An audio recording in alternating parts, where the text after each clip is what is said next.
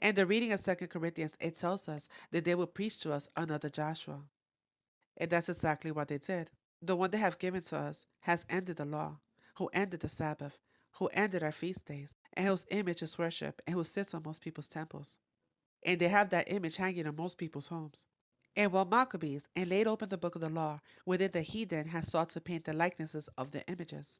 So this is the image of Jesus Christ that they gave to the world, who happens to be Caesar Borgia. I'm not too sure if I pronounced that correctly. Who was the son of the Pope. And the one who painted him was Leonardo da Vinci, who was his lover. So the image that you have hanging on your home happens to be a homosexual man, just to let you know. And that family were murderers too. So the Pope declares himself the vicar of Christ. And Pope means father, so he is the father, and that was his son. So he had a picture of his son painted to pass off as the Son of God, because he considered himself to be the vicar of Christ on earth, the representation of God on earth. Joshua HaMashiach was never a white man, and neither is Jah. His head and his hairs were white like wool, as white as snow. So Adam means red, red clay, red ground. At once I was in the spirit, and behold, the throne stood in heaven, with one seated on the throne, and he who sat there had the appearance of Jasher and carnelian. And another interpretation says sardine.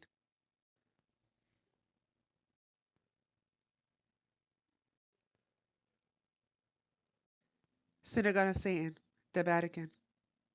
Why do you think they're pushing this agenda so much? And I'm going to play for you guys a video because people think that possession looks like this. Because this is a spirit. And I explain how the gates of our body works, and that's how the spirits get into our bodies, into our temples. And you're going to see how this young man, the way he moves his body around, is not natural. That's a possession. Like I said, it's a spirit, an unclean spirit, and that does not come from Jah. The scripture tells you to study to show yourself approved so they don't get you. Because of videos like this guy, then I'm going to play for you his video as well. And they call it hate speech. This is not hate speech. Hate speech is keeping this information to ourselves so that you won't be delivered and be saved. Because if you read 1 Corinthians, it tells you what will keep you from the kingdom.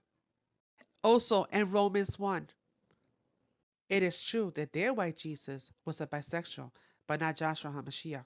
Do not get it twisted. When Israel and Judah fell into captivity, John turned his affections to the foolish Gentile nations of the world. And this is what they did with our book. Another thing, Satan fell for the sin of pride. Satan is called the king over all the children of pride. And what do they call themselves? Think about it. There's a difference between love and lust. And the Creator made us to create. Everything has a seed to give life. Man and woman cannot bring forth a fruit, a child, without the knowledge of the fallen, which is science. Again, love is telling you the truth so you can break free.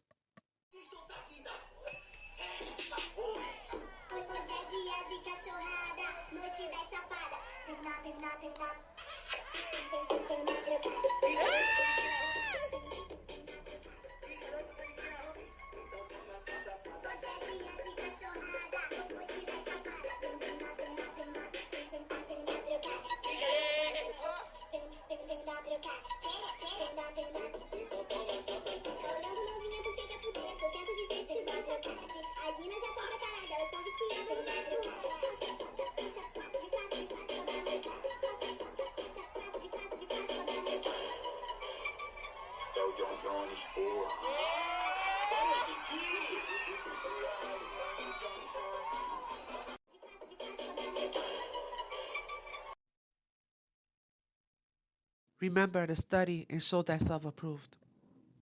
Wise up and resist hate speech. Jesus was bisexual. Many use the Bible as a hateful, homophobic attack. It's an own goal. The Bible indicates that Jesus was bisexual, saying he had a special love for John. It says repeatedly that John was the one that Jesus loved.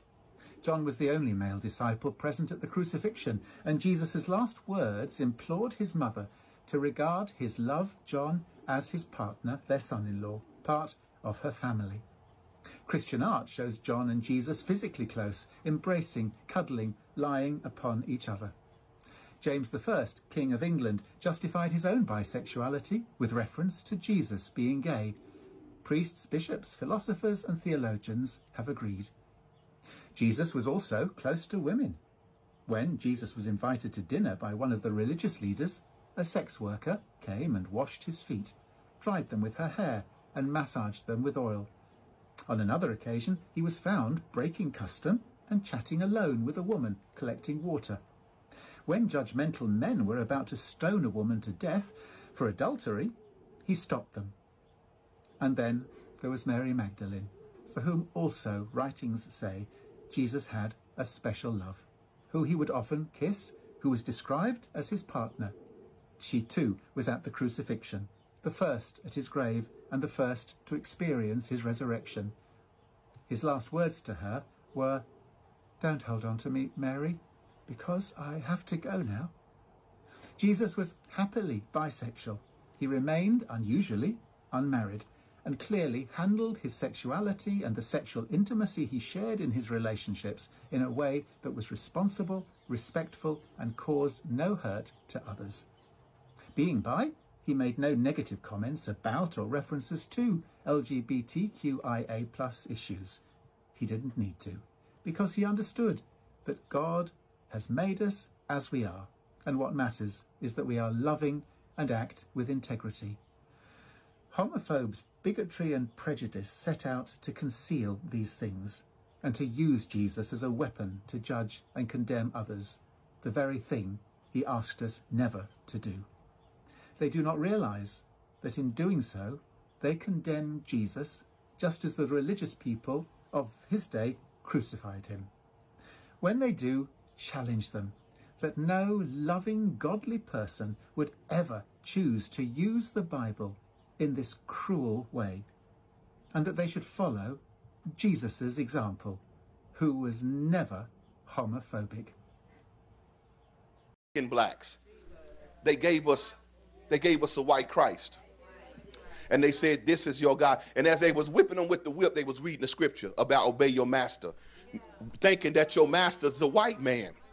What we didn't know was back in the Byzantine time, Pope Alexander started to change the original pictures of the disciples and Christ, which they was all painted black at first in the Roman catacombs. They're there now because their soldiers, the Crusaders, didn't want to kill people that they said looked like Christ, so they painted them white. He went and got his gay son, Caesar Borgia, Leonardo da Vinci's lover. That's why they brought out the Da Vinci Code, because they trying to bring some confusion with that. It was just two gay dudes, and he was painting this lover. And the picture you see of Christ is Caesar Borgia. And they painted that picture and said, "This is the Son of God," because he's the son of the Pope.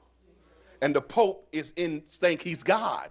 The Roman Catholic Pope is in place of God. So when he painted his son, he said, "This is the Son of God." Gave it to us.